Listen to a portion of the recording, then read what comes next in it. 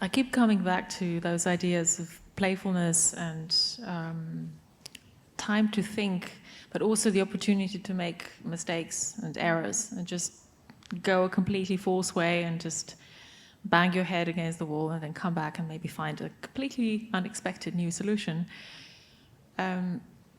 This is something that normally does not sit very well with techno-utopia or tech gnosis or tech-religious, quasi-religious approaches or dogma or ideological structures, because they need control, they need closed systems.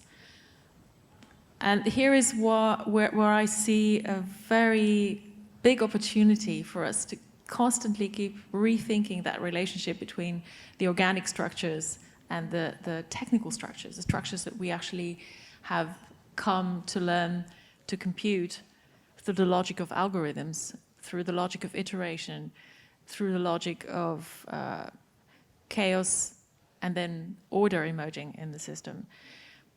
That is how nature works. And we're not, by using the power of, let's say, digital technologies, we're not alien from that, in a sense that in a most fundamental form, if we talk about mathematical series or mathematical logic, let's say a Fibonacci series, can be found both in fractals of the natural world as well as in natural algorithms, which we use to compute structures. And I think that there must be an awareness of that logic, chance, play, allowance to try out different possibilities, to try out new routes without this endless fear of punishment, perfectionism. You have to deliver. You have deadlines. My deadline was yesterday. Can I please not make any more mistakes? This is what makes us human. And that's what children are incredibly good at. Well, I can't agree more. I'm really happy to hear those comments. And I was just thinking, as you were talking before, about what I call cross-kingdom co-embodiment. So I was working with plants and listening to plants sing, through different kinds of sensors on the plants. Okay, so, well, we make narratives because we're reflecting. How do we know other animals and creatures aren't reflecting? They don't have brains like us, but some have brains somewhat like ours. So there are all these questions about, it's not an anthropocentric ecosystem. We think it is, but it isn't. I think that's a bit of a delusion. So one thing I would just put out there as a question, and I don't know how to answer it, is to, can our ability to conceive narrative go beyond the human-centric? And how to do it would be a really good challenge. And even just to learn, I had a dream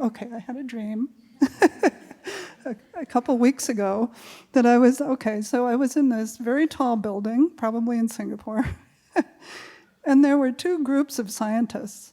One was, they were Koreans. This is the dream. There was a group of Koreans looking at an octopus in a I think they might not have been Koreans, but I think they were. They were looking at an octopus in a fish tank that was changing color.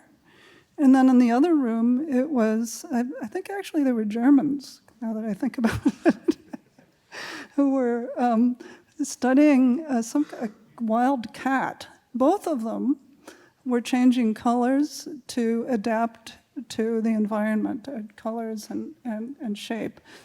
And then there was, and it was, the whole idea was that what they were discovering then was going to be told to the public through whatever means about how to live in greater harmony with nature, because everybody was living on farms. That was the dream. Okay, now what it all means, I'm not sure. But it was a really interesting kind of challenge for me to figure, this is the future. Everybody's going to have to be raising their own food, and we have to find out how nature has survived in order to help us survive.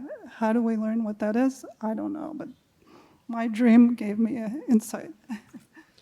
Well, Just reminds me of the ancient shamanic practice that is very much like adapting or acquiring an identity when you're online, which is transmigration. So in a way, if you want to experience the view of the world or an immersive experience from the first person, let's call it perspective, the shaman would migrate to, let's say, a body of an animal or a plant or another system, so to speak.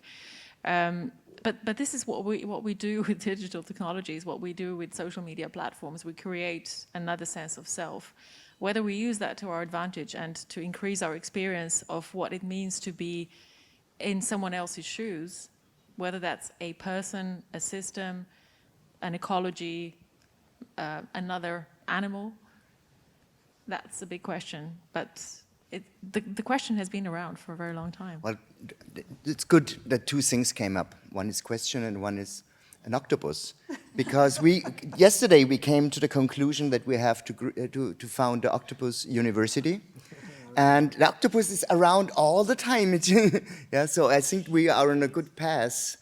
And the other thing is with the question, because yesterday when we discussed artificial intelligence and artistic intelligence, we came to somehow the idea that the resources, the big resources, human resources of the futures will not be answers, but will be really interesting questions. So we leave you with a lot of unanswered and interesting questions. I thank you so much for your time. I thank you so much, Vesna, Thorsten, Wiebeke, for being part of the conspiracy. Thank you.